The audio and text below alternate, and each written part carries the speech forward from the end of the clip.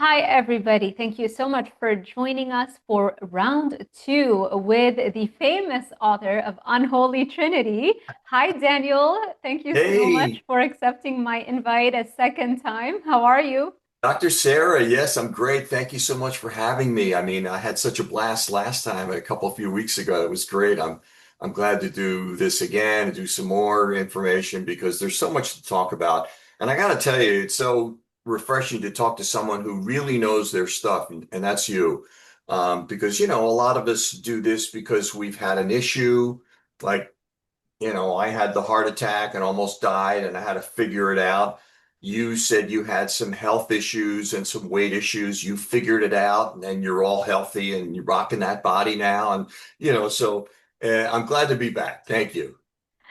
I'm so happy to hear that. Yeah, I think sometimes our greatest advantage are the struggles that we have gone through, and then we've learned from that. And now, if we never went through all of that, we never would have taken the time and the effort to do the research to realize how many things are not what they seem, specifically when it comes to health, right, and nutrition. And you found all that stuff out and you wrote it all in your Unholy Trinity. What is the biggest thing that was shocking to you? Oh, biggest thing. Oh my God. I think it was the corruption Mm. for, 70 years or so now. They came up with this false data and fake science and foisted it on the populations and the doctors for all these decades. And what we've been told to eat is killing us, right? And it's just so amazing that now that things are changing. I think I told you last week that back in February I was invited onto this MAHA group, the Make America Healthy. Dr. Eric Berg called me and invited me onto the social media working group and that kind of thing for MAHA. And I didn't just say yes, I said hell yes.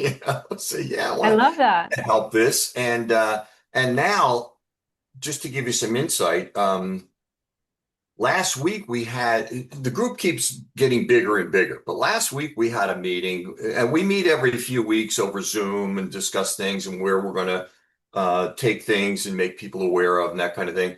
But last week, by now we've really accumulated a lot of superstars. I mean, I was starstruck. I mean, we had like Tony Robbins, Russell Brand, Dr. Oz, Dr. Robert Malone, who was trying to reveal all of the truth about the COV. I'll be careful with what I say here because I know YouTube doesn't like to hear those kind of things. The COV jab and all that. Rob Schneider, Vani Hari, Callie and Casey Means, Gary Brecka. I mean, the list was like, whoa, these people are really Wow. getting down.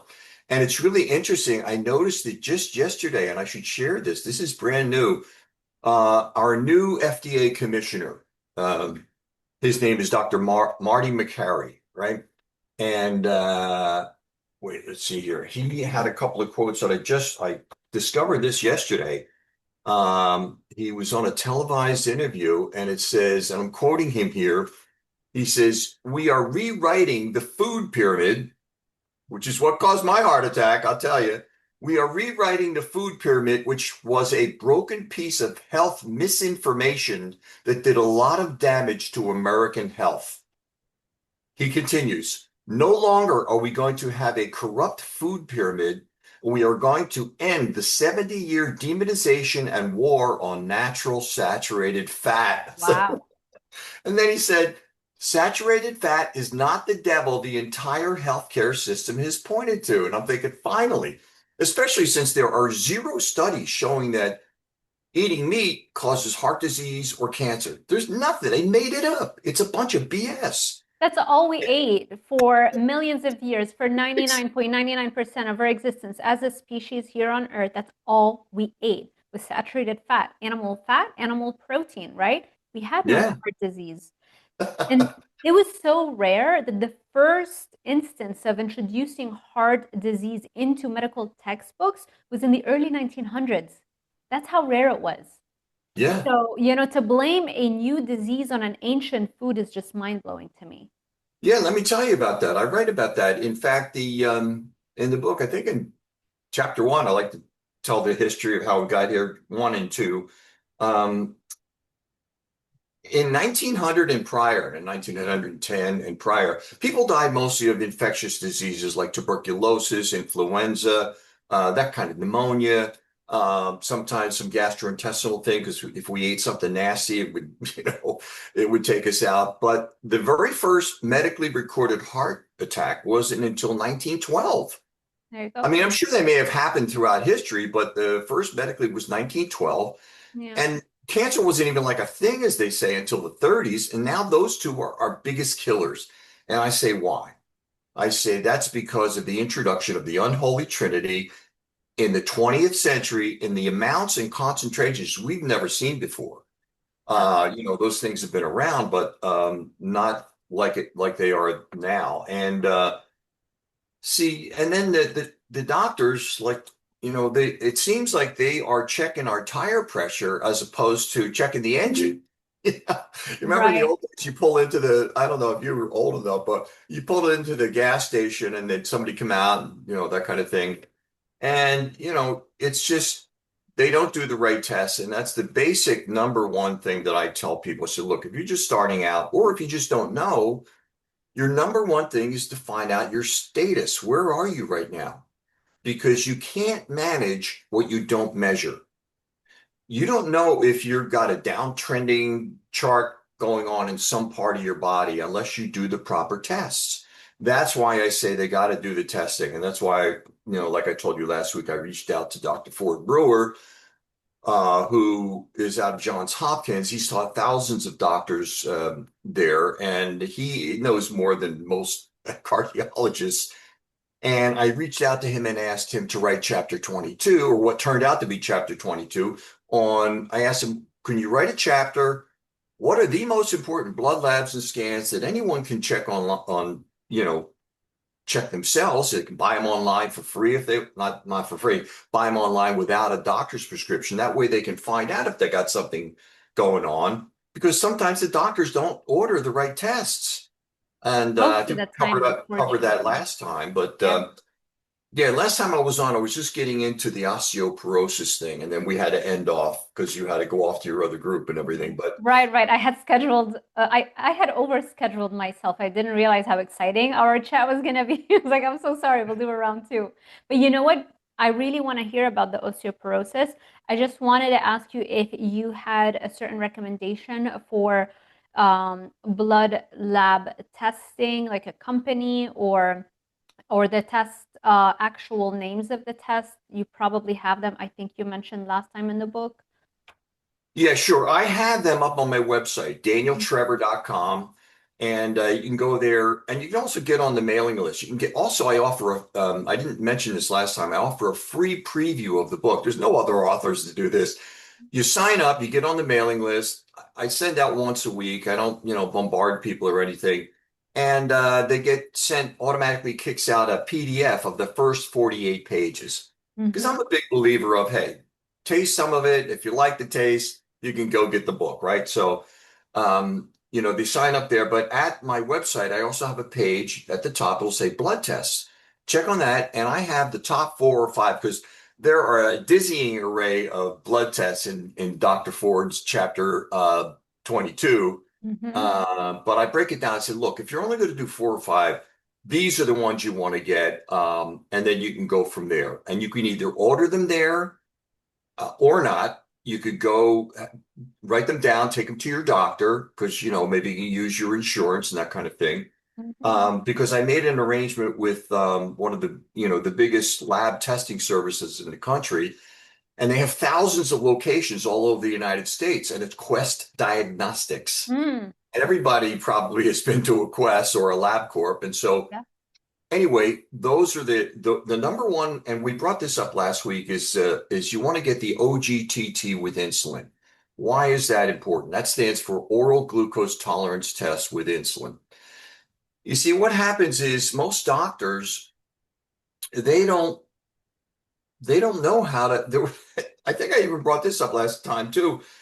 There was a big study out of Johns Hopkins just a few years ago, and they found that 74% of doctors, um, cardiologists, internists, general practitioners, and family physicians, they do not know how, 74% of them, they do not know how to properly diagnose and test for prediabetes or type 2 diabetes.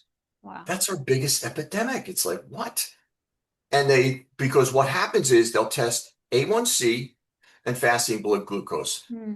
There are so many people that can test normal for those two, and they're still a raging type 2 diabetic. That was me. Yeah.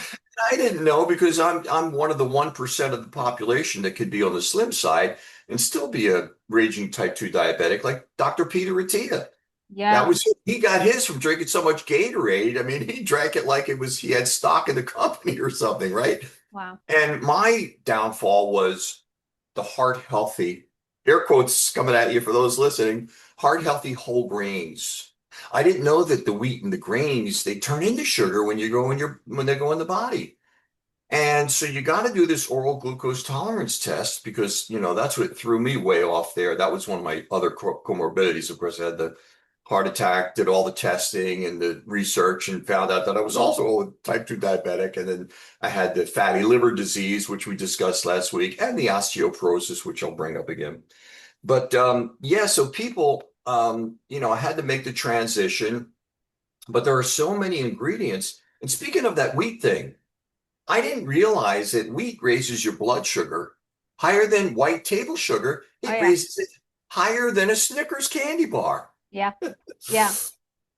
And then, Starches generally do that, and white potato even more than white bread.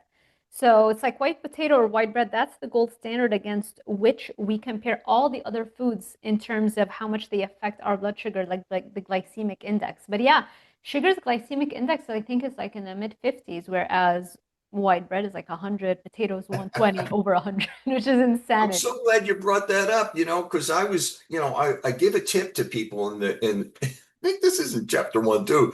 Yeah. It's 'cause people they'll go, okay, they'll get to the supermarket and they'll see a pizza that says grain free, grain free, and it's cauliflower crust, right?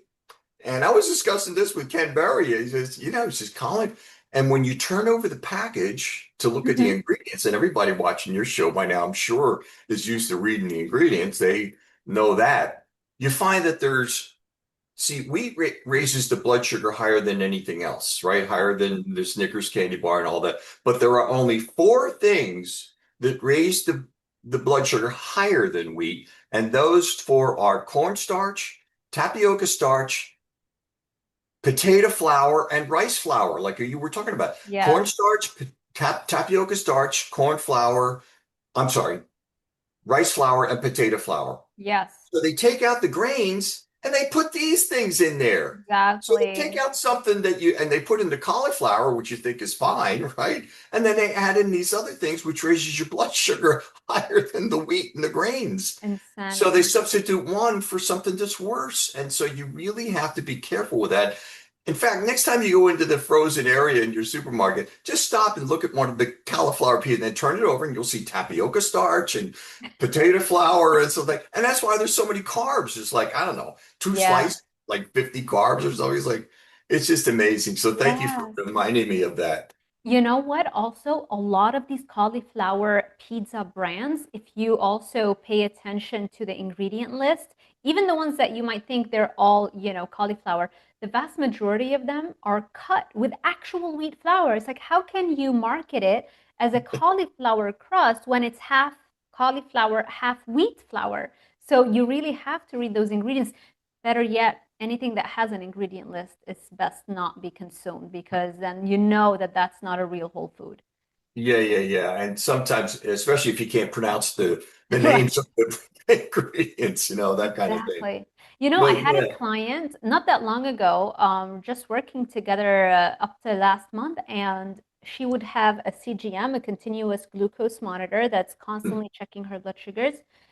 When she would have even a tiny amount of seed oils like corn oil, soybean oil, all of those, sunflower Right. oil, right, that Safflower, are sunflower, yeah, canola.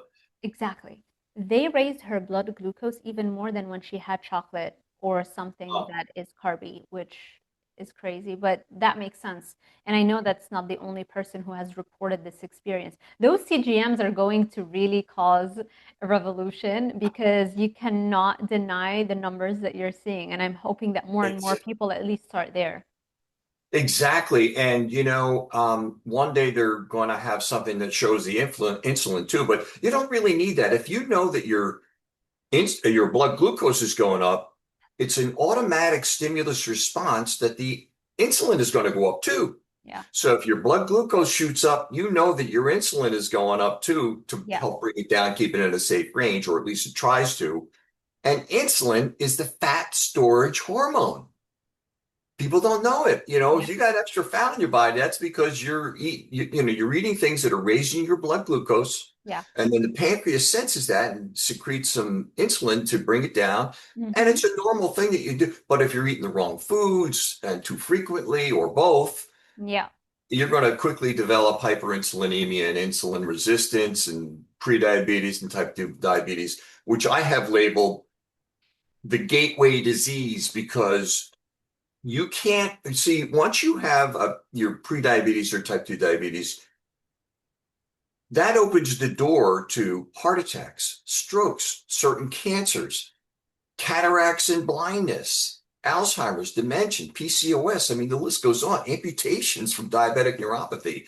So it's really some serious business, and none of this existed, prior to the 20th century. We didn't need to amputate our feet Right.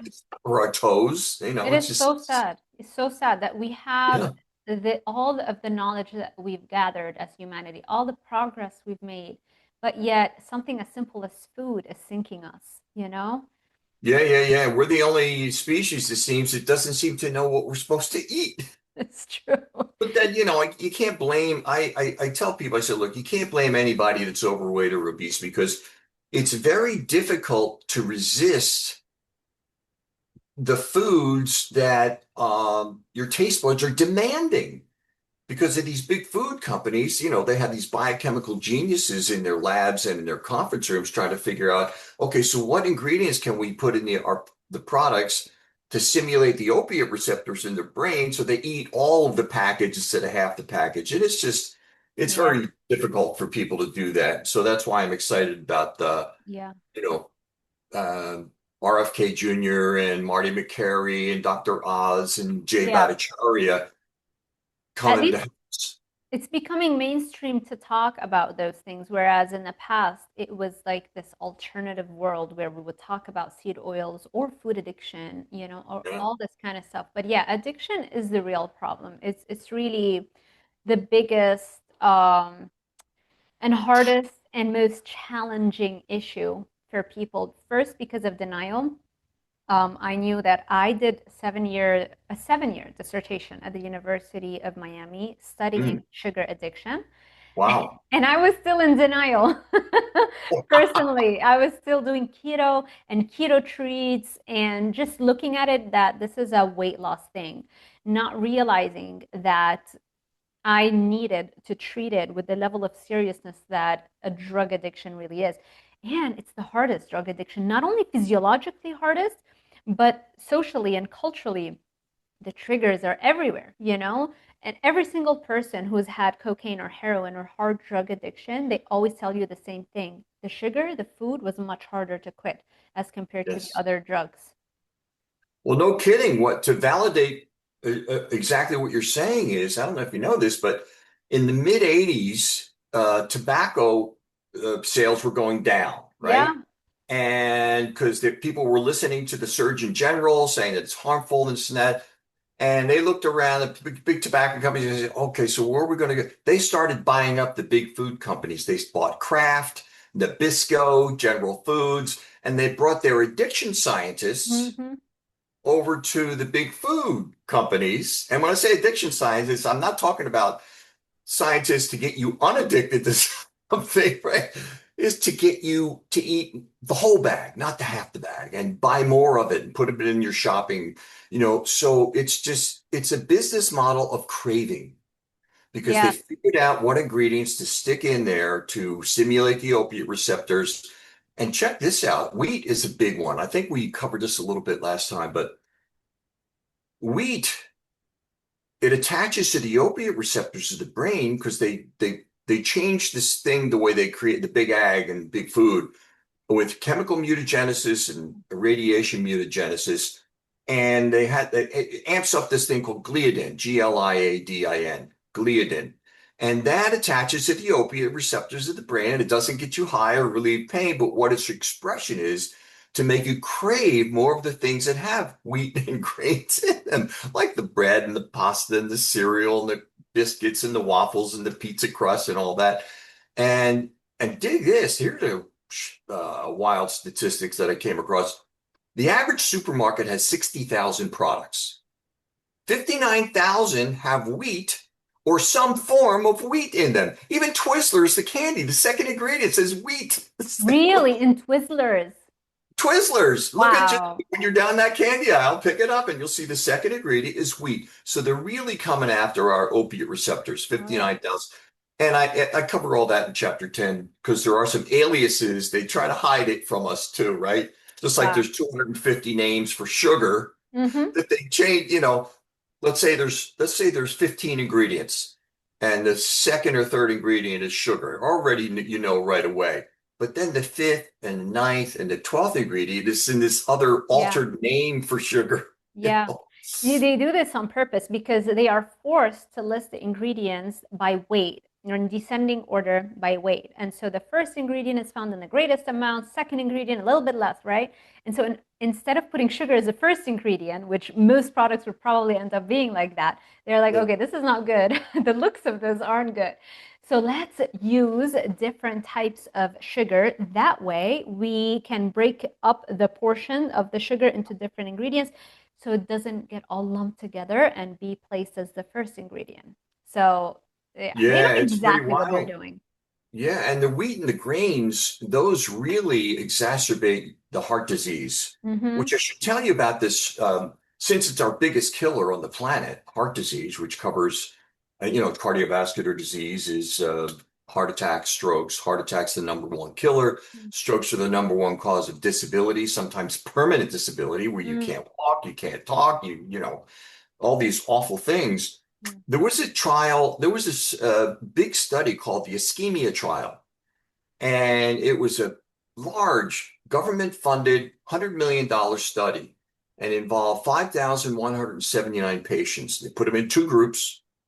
One group, they gave them invasive procedures. They got CABG, which stands for coronary artery bypass graft. That's open heart surgery, get a bypass surgery, or they got a PCI, percutaneous coronary intervention, which is one or more stents.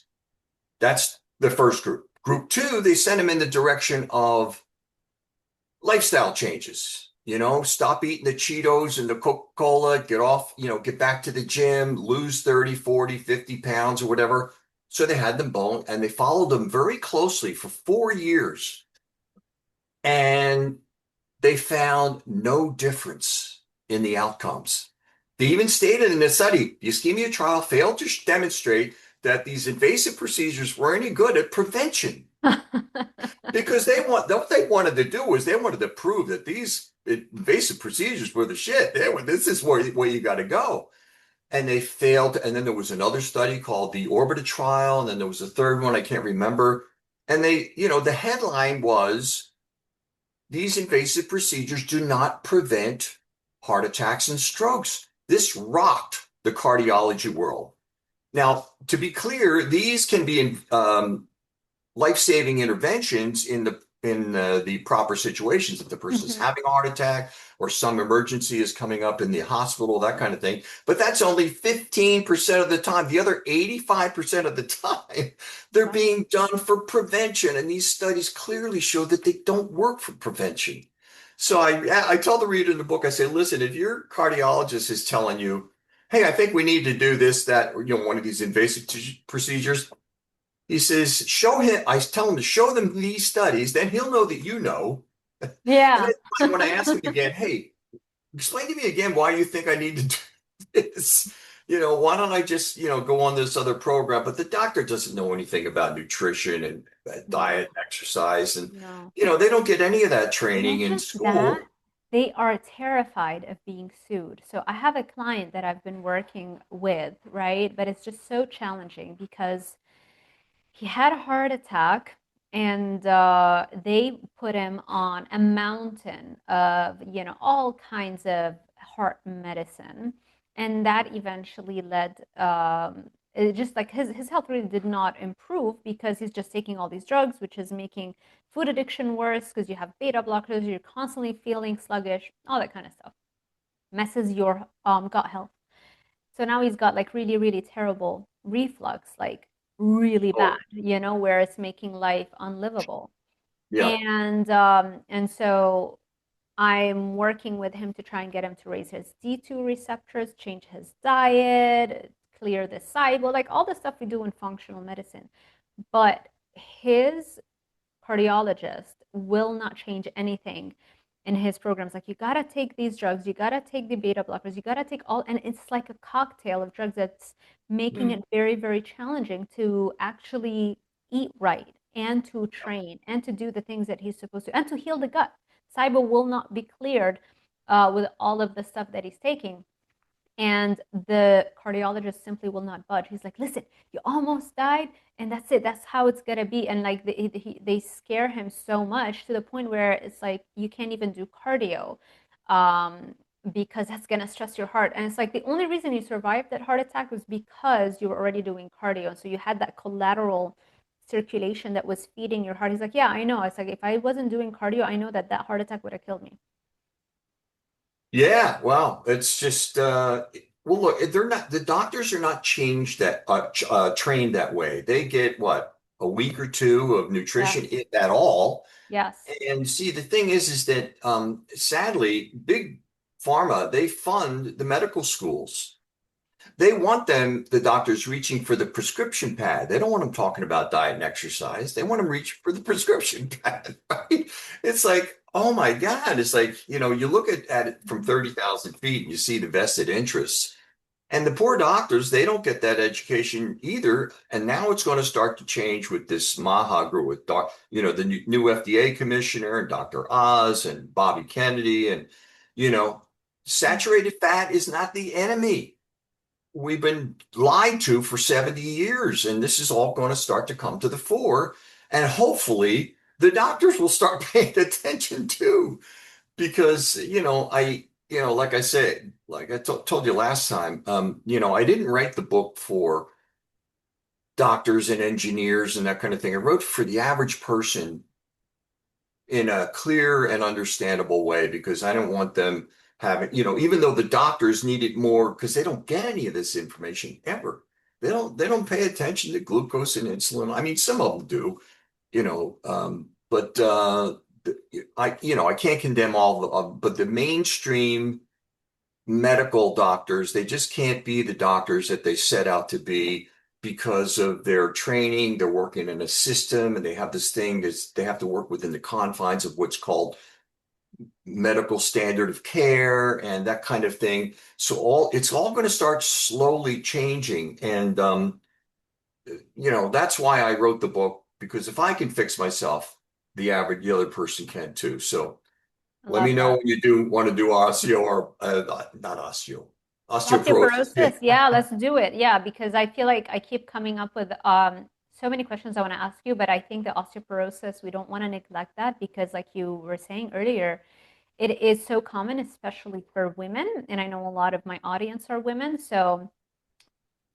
tell us a little bit about your experience and what have you learned about the true way to strengthen our bones and prevent the fractures that eventually, a lot of times, like when people get older, they're one fall away from dying, right? It's like when you have a fall and then you become sedentary and you lose so much more muscle mass because you can't move at that point, and it really just speeds up the aging process, and then they die like within a year, so like some crazy stat like that. So tell us about your experience with that. Yeah, no, and to back up just a slight bit from there, many of them suffer from sarcopenia. They don't have enough muscle in their body to break their fall or to grab onto something, and so they do fall, and they'll have an osteoporotic fracture.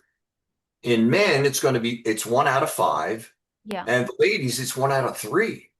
Wow. Sorry, ladies, but that's just the Mm. way it is. See, the way I discovered it was I found out about all these different testing and everything, and I went and had what's called a DEXA scan, DEXA, which is a 10-minute scan. I think it's $100.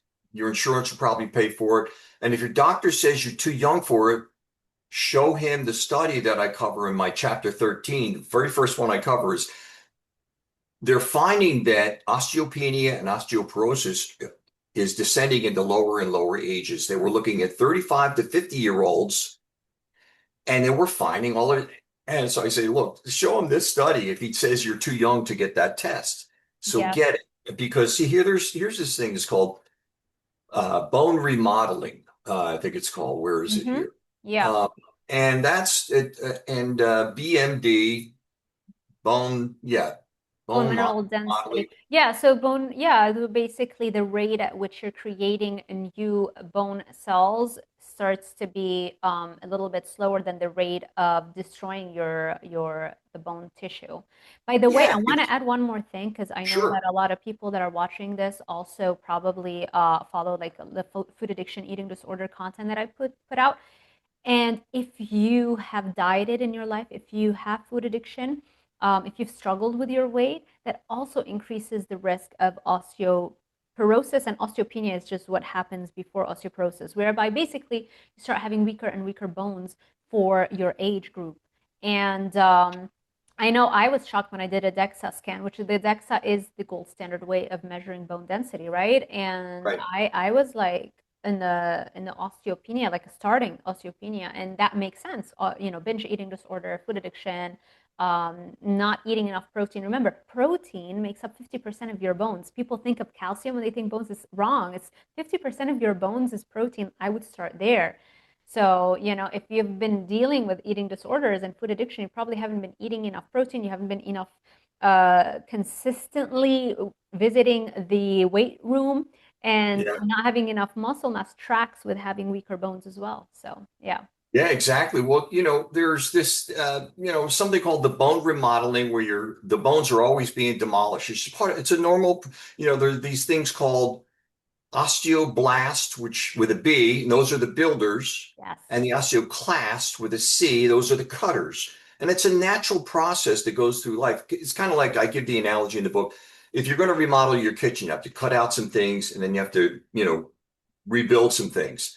So what happens is with age, the osteo class continue to do their favorite thing, which is the cutting. Yeah. And the osteoblasts, they want to take an early retirement. You don't want to Mm-hmm. allow that, right? And so you have to get this DEXA scan to see where you are on that. And you got to keep that balance in. What they found, there are certain nutrients that you can take that help that. Mm-hmm. One of them is mega vitamin K2, Mm. which helps with that whole, and you want to get MK4 and MK7 because, you know, and when I say mega or high dose, Yeah. normally Like the what's the recommended. menaquinones, MK4 and MK7. Yeah, Yeah. that's right, exactly. Yeah. Right. Those are And, forms of vitamin K, by the way, for people who are listening. When we think of vitamin, we were taught vitamin K1 always throughout school, which is the plant form of vitamin K, but vitamin K2 is the animal form of vitamin K. That's the superstar that ushers calcium into the bones and prevents calcium from hanging in our blood vessels where it starts to calcify our organs, leading to kidney stones and heart disease. So, yes. right. And the K2 is normally recommended in 45 micrograms. And Mm-hmm. mega is 45 milligrams. Now, 45 milligrams doesn't sound like a lot, but the only place that I found that you can get it in the United States is Life Extension, which sells it at their website and or on Amazon. You can't even get it other places like in Japan, it's prescription only. You can get it, but it's prescription only. But here we're lucky to be able to get it at 45 milligrams Okay. because every other form of the MK2 is in micrograms.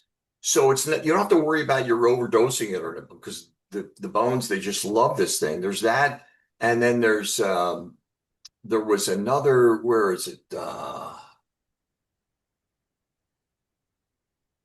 Oh yeah, you want to get zinc in you. You want to take basically something that's going to get a good round, zinc and copper and that kind of thing, and along with the minerals that you want to get Mhm. into your body. And then there's one called, where is it here?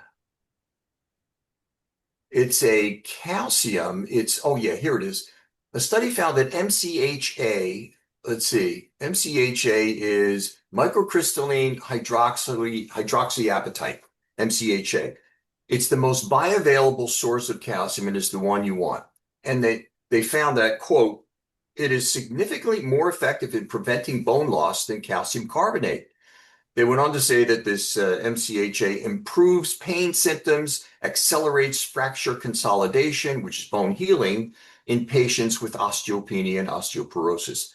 And you don't want to do the calcium carbonate because it goes into the soft tissues where you don't want it to go. So if you have that in your cabinet right now, you want to throw it away right away. And then there It was this. actually increases risk of heart disease by some crazy amount. And that's the one that they fortify almond milk with. And a lot of these vegan nut milks that if you're trying to not to do dairy milk, they add calcium carbonate, which is catastrophic for risk of heart disease. Oh, it's horrible, horrible. And then there was a big Yeah. German study that showed about these collagen peptides. They call them, let's see, conclusions. These data demonstrate that the intake of SCP, specific collagen peptides, increased bone mineral density in postmenopausal women with primary age-related reduction of BMD.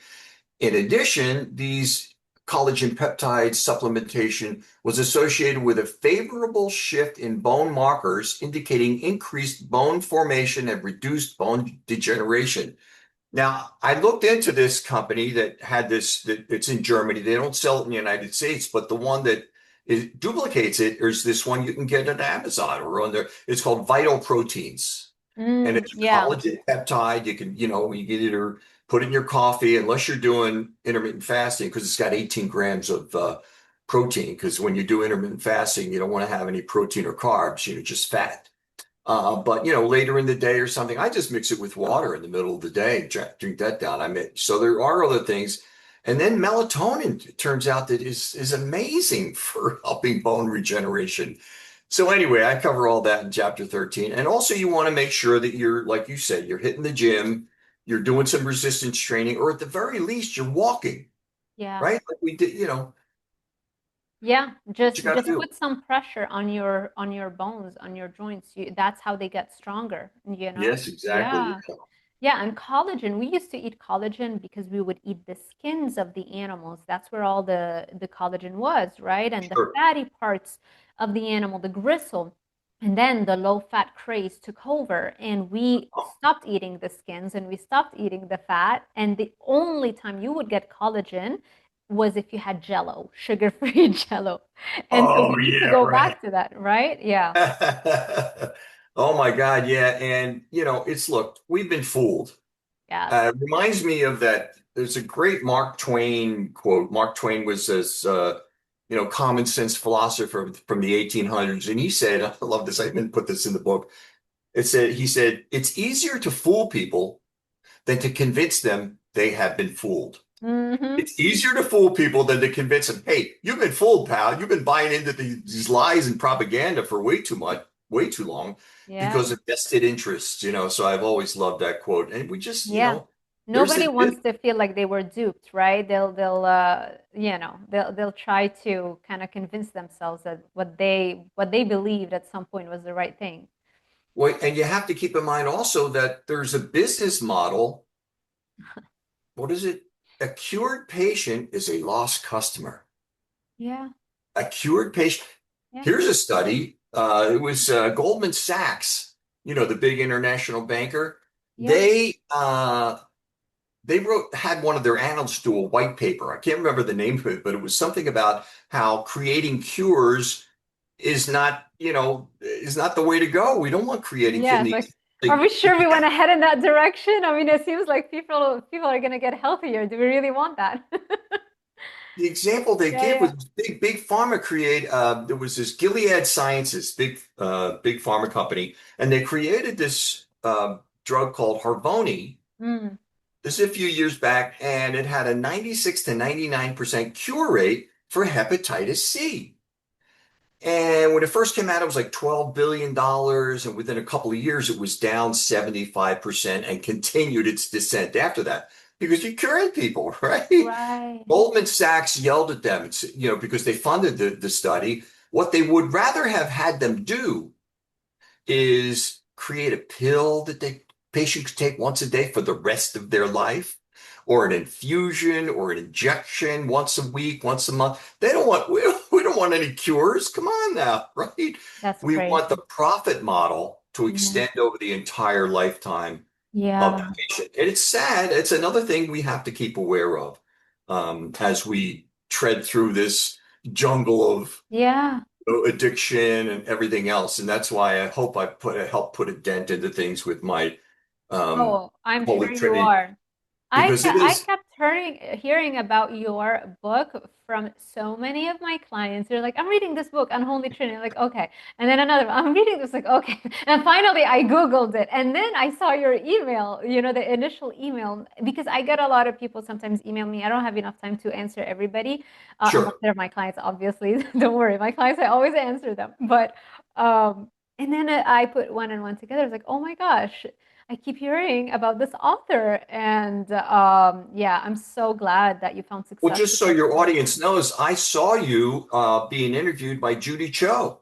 All Um, right. he's got an amazing YouTube channel and a big following and all that. And you guys were talking about, a lot of your expertise and Yeah. dopamine and addiction and weight loss and that kind of thing. I thought, wow, I got to reach out to this Dr. Sarah Z.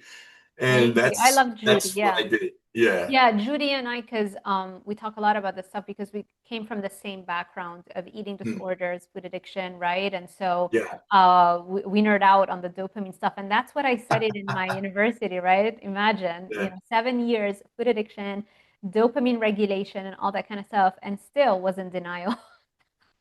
And Hey, that's listen, what the it's food tough. companies bank on. Yeah, it is. It's very tough.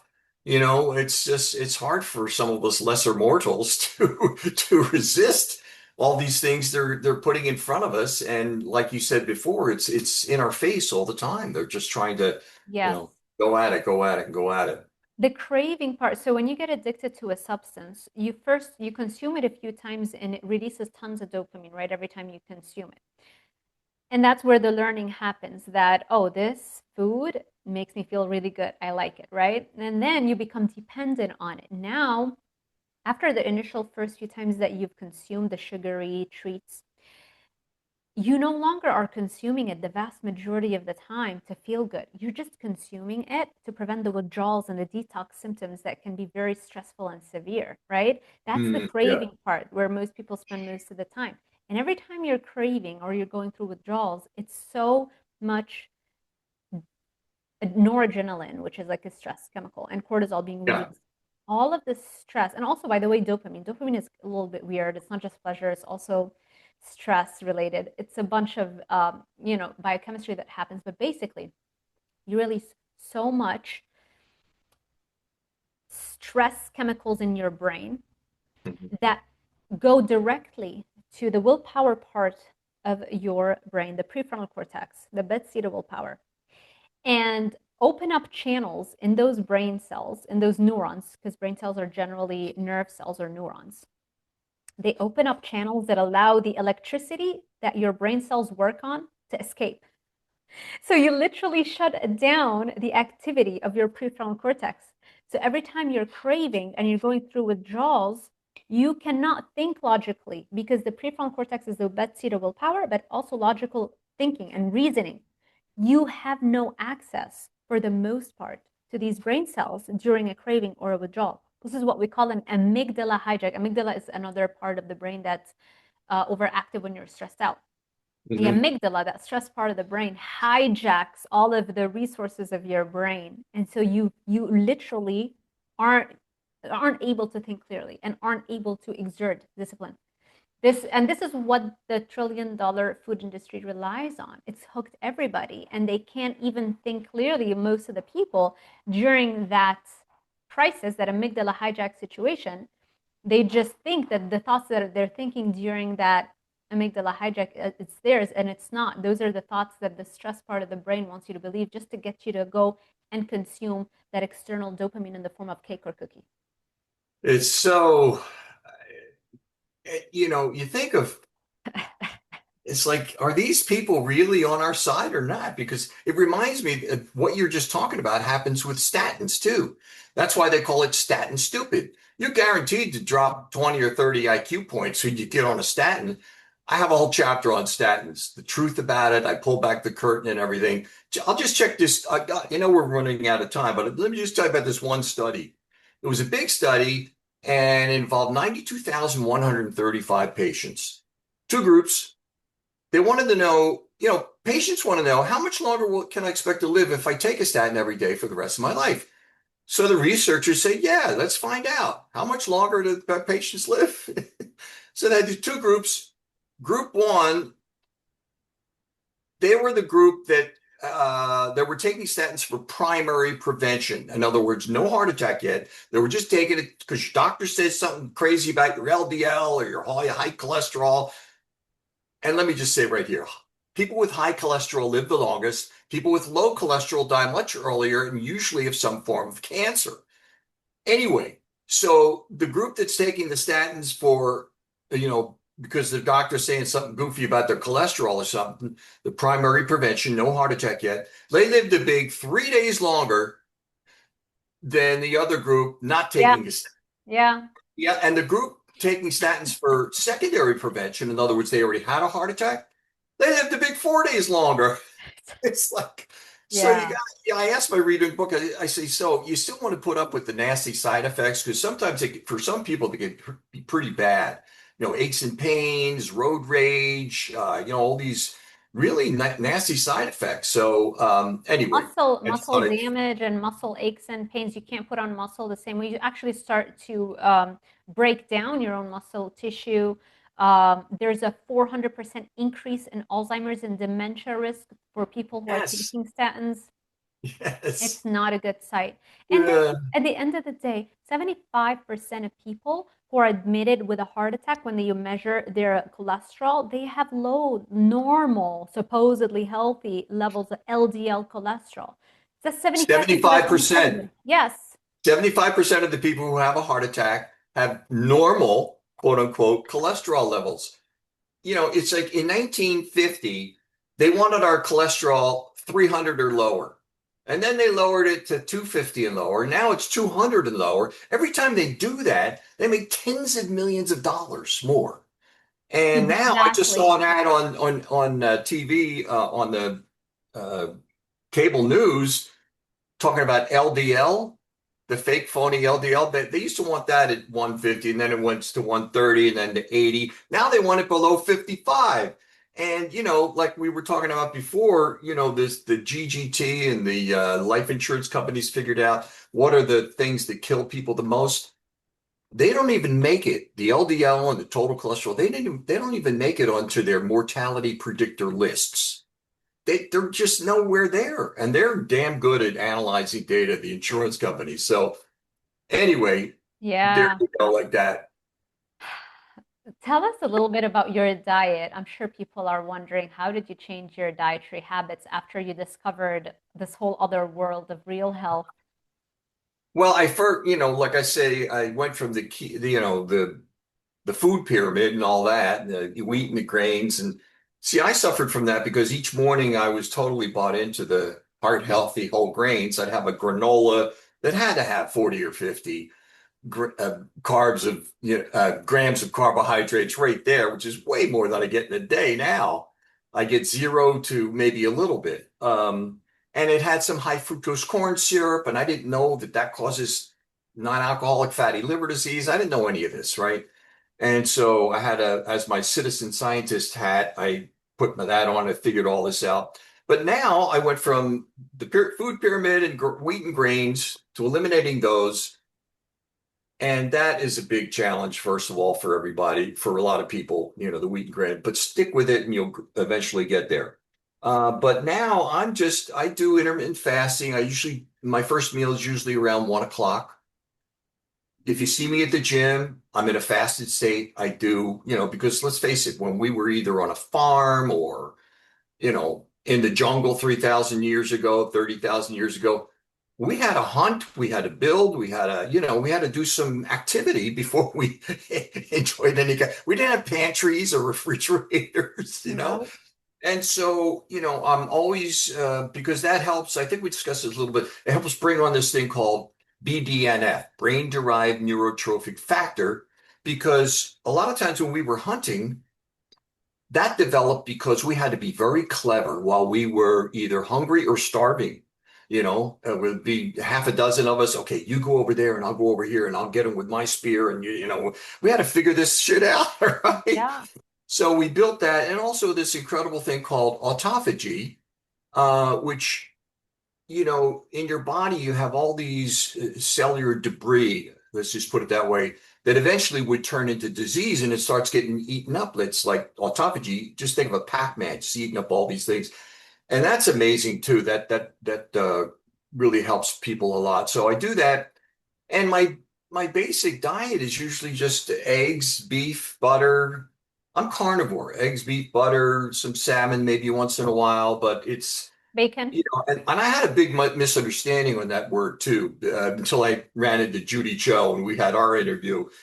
And you want to get your body into a state of ketosis. And how do you do that? That's just three diets. It's either ketogenic, which is very low carb, carnivore, or lion diet.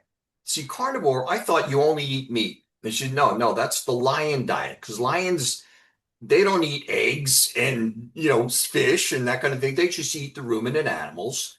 Whereas carnivore, you're just eating animal products, whether it's, like eggs, bacon, beef, butter, like I was saying, like that. So that's my diet right now. Fish. I Yeah. will have a little bit of blueberries with my yogurt that I write about in chapter 23. I have the chapter 23 is called Maximizing Gut Health, which is like, wow, Mm, I didn't know anything about that. yeah. Um, and there's this yogurt that has this L. reuteri, Lactobacillus reuteri, bifidobacterium. It's got all these wonderful things, Yes. and it really can turn around somebody's gut health. So I Yes. would recommend that too.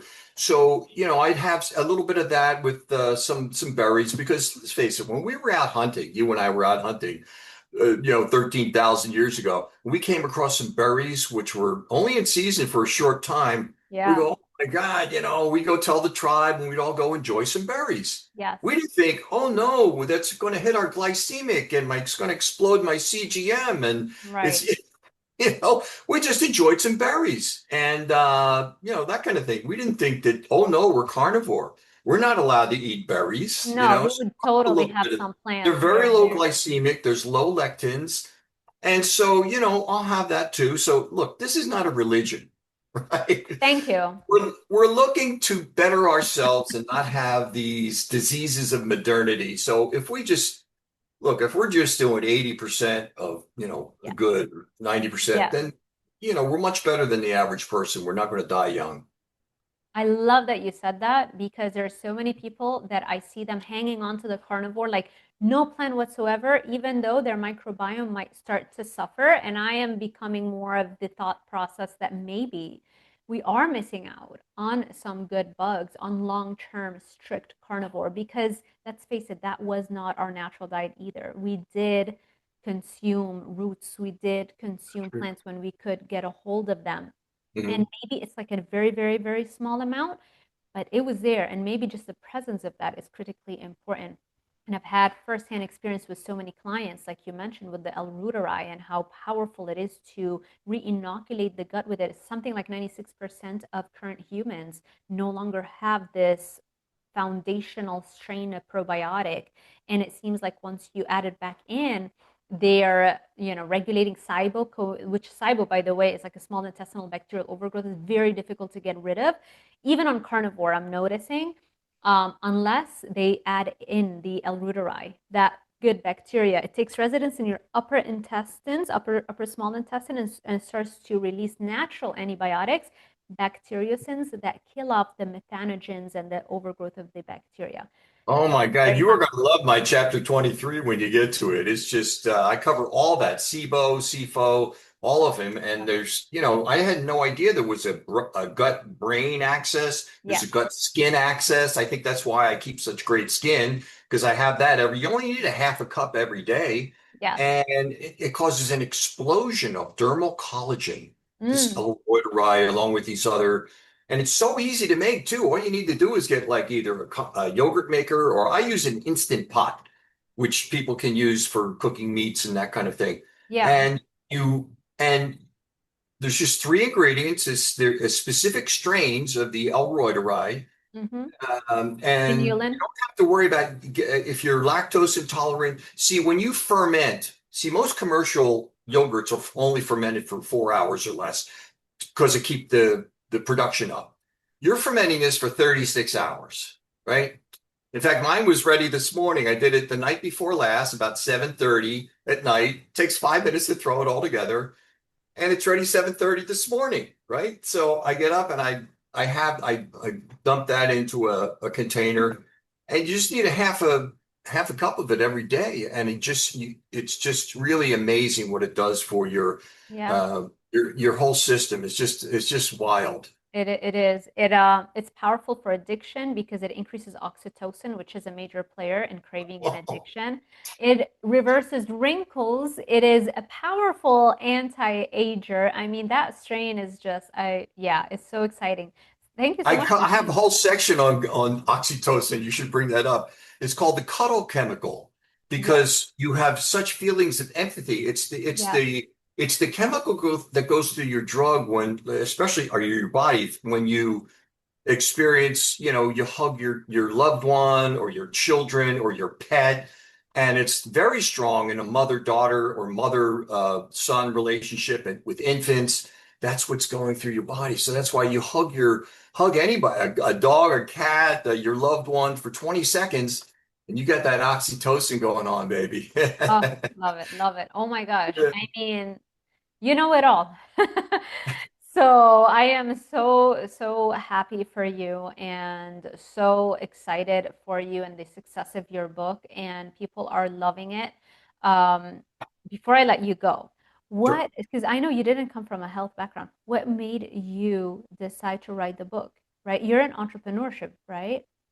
Yeah, well, I had studied technical data all my life. I Yeah, was very fortunate to very early on learn how to conquer any subject. I had to be interested in it. I don't want to give the impression that I was a straight grade A student, but if I was interested in something, I could conquer it. yeah, And I learned how to basically conquer the biggest barrier to study of anything, which is the nomenclature and terminology of something. If you don't know the name of it, or if you don't know the definition of a word, you have to if you don't want to use a dictionary, you can go online, or these days you can ask Siri, say, "Hey Siri, what's the definition of the word, I don't know, catheter, or whatever the word is that you're coming across, endothelium." Oh, that's the ended lining of the arteries. Whatever you got to clear because what'll happen is your eyes will get down to the bottom of the page and you'll be blank. We've all experienced this. Okay, what did I just read? So when you have that phenomena, you got to go back earlier on the page, find the word or phrase or something that you just didn't get, clarify it, and then that'll make that paragraph just go, "Oh, wow, now I know what he's saying." And then you can continue because that's why most people don't finish books because they just get to a point where go, "Oh, yeah." They get too yeah. sleepy and groggy. They miss too many things that they didn't understand. So that's my best advice there. So I was able to persevere with that. It can be, a painstaking thing, but it depends on how motivated you are. And listen, when I had the heart attack, I was never more highly motivated to fix something than then, right? So Right. anyway, look, you had similar things too. You wanted to conquer and you went through the studies, you figured it out, and everybody's got to do a bit of that. Yeah, and then you have the passion for it and you want to tell everybody about it, right? I mean, when they ask, I've learned to never, ever give unsolicited advice. If they want to learn, they'll click on the content. But yeah, it's definitely become a passion of mine. as I can see it is in you. So thank you so much, Daniel. Where I know that people can go to danieltrevor.com, but also, is there any other place that they can connect with you and get your books and all that Everything is stuff? just at danieltrevor.com. They can get on the mailing list. They can, watch videos. I have a lot of, of my past experiences there. And there's some just good data there that they can take from there. And again, I'm not selling anything because believe me, as an entrepreneur who, I could tell you, you don't make a lot of money selling health and wellness books. And the reason for that is, see, most of the population wants to be entertained. That's a fiction, like it's an action adventure or a sexy romance or something. Most Yeah, people don't even realize that they're fat, sick, and addicted. They yeah, don't even know it. And so the people that are already looking into, hey, I found something that I need to fix. How do I do that? Then they look at this kind of thing. So, but anyway, even though it's doing really well, I'm glad of that because I basically am not doing it. It's not a money motivated kind of a thing. It's just like you. It's like you don't want to. You were able to be successful in getting where you got, and I was, and I had four major, very common diseases, and I was able to turn them around. yeah. This is how I did it. Wow. Fatty liver, reversing insulin resistance, heart disease, and osteoporosis. And non-alcoholic fatty liver disease. Oh, did we Yes, say that? Yeah, I did. yeah, I did. It's yeah, yeah, yeah. fine. And the You're type 2 forgiven. diabetes. Type 2 diabetes, that's the source of all of it. Exactly, exactly. Well, thank you so much, Daniel. And thank you, everybody, for sticking with us till the end. I hope you enjoyed round two. If you liked this kind of content, let us know by liking this YouTube video, hitting the subscribe button, and hit that little notification bell icon so YouTube alerts you every time I post a new video. Thank you for watching, and I will see you in the next one. Thank you.